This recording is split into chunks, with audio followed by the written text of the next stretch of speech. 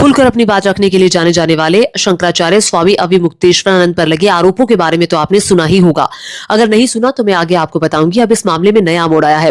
पहले मैं आपको बता दूं कि वेद पाठी छात्रों के साथ यौन शोषण के आरोप लगे हैं शंकराचार्य स्वामी अविमुक्तेश्वरानंद पर, और ये आरोप लगाए हैं आशुतोष महाराज ने। आशुतोष महाराज उर्फ आशुतोष पांडे, इन पर कई तरह के मामले पहले दर्ज हो चुके हैं। ये एक हिस्ट्री शीटर बताए जाते हैं।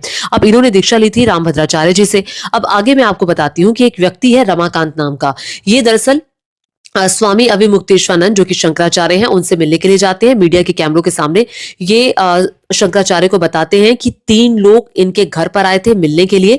इन 3 लोगों ने उनकी बात आशुतोष महाराज से कराई, और आशुतोष महाराज से जब बात हुई, उन्होंने कहा कि मैं कई बार आशुतोष महाराज से पहले मिल चुका हूं, तो मैं आवाज पहचान गया था। और उन्होंने कहा कि मैं आशुतोष बोल रहा हूं, तुम हमारे अपने हो और तुमसे एक काम था, वो काम तुम भी कर सकते हो।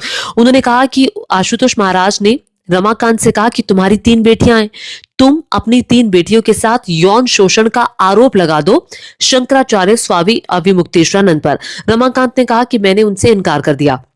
उन्होंने मुझे प्रलोभन भी दिया और कहा कि तुम्हारा ख्याल रखा जाएगा।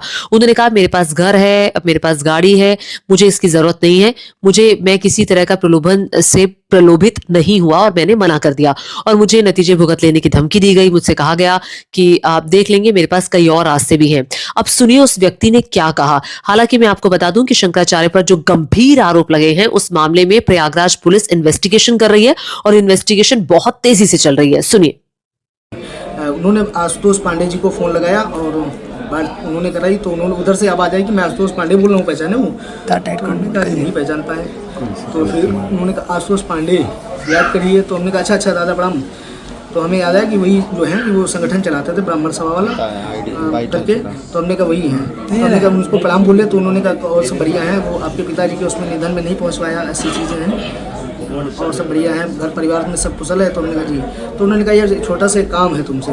तो हमने कहा क्या बताओ क्या काम है, मेरे लायक होगा मैं बिल्कुल करूँगा। कहने कि नहीं, ये विश्वसनीयता लोगों से ही कहा जा सकता है, और मुझे लगा कि आप मना नहीं करेंगे। तो हमने कहा बताइए कैसा काम है।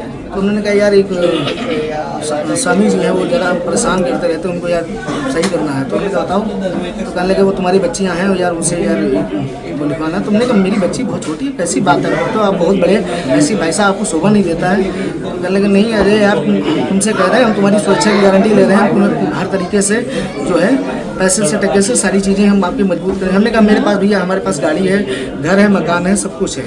हमने कहा मुझे इस चीज़ की आवश्यकता नहीं है, ना मैं ऐसा कर पाऊँगा। हाँ, तो उन्होंने कहा ठीक है, आपके फिर मेरे लिए जो ऑप्शन और भी खुले हैं। हमने कहा